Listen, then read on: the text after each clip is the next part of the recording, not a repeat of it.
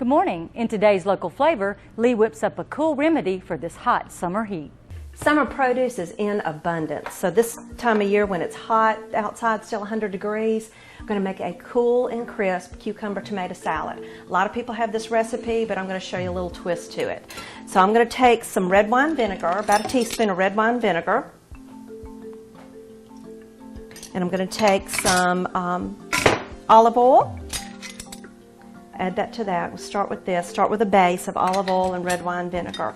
Just a little bit of sugar added to that, and then salt and pepper to your liking. And I'm going to use freshly ground pepper because this thing's just fun to work with. All right, I'm going to whisk that and mix it up. Now I've taken some tomatoes. I've diced these up. Dice them up. You can do wedges or just however you'd like. It's a good time of year to support your local farmers and your local grocery store. Get these fresh cucumbers and fresh tomatoes. You can even add a little bit of red onion if you'd like to that.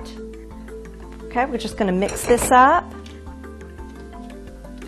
Get all that marinade all over the top of those crisp, cool vegetables. Then I'm going to take just a little bit of feta cheese, add over the top of that. Make a cool summer salad that you can use as a meal. You can add lettuce to it and use it as a meal, or you can do it alongside just a good old southern home-cooked meal. For this recipe, log on to WGBCTV.com and click on the Local Flavor link. Local Flavor is made possible by our friends at Piggly Wiggly of Newton.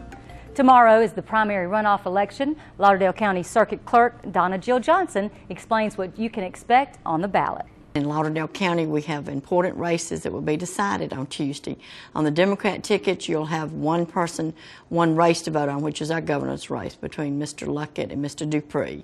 On the Republican ticket, you will have a state treasurer's race between Ms. Finch and Mr. Lancey.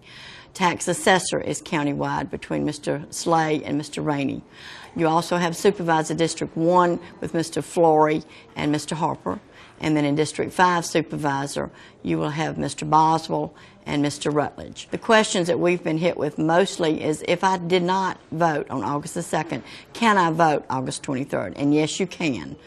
If you voted Democrat on August the 2nd, you have to vote Democrat in the second primary. If you voted Republican on August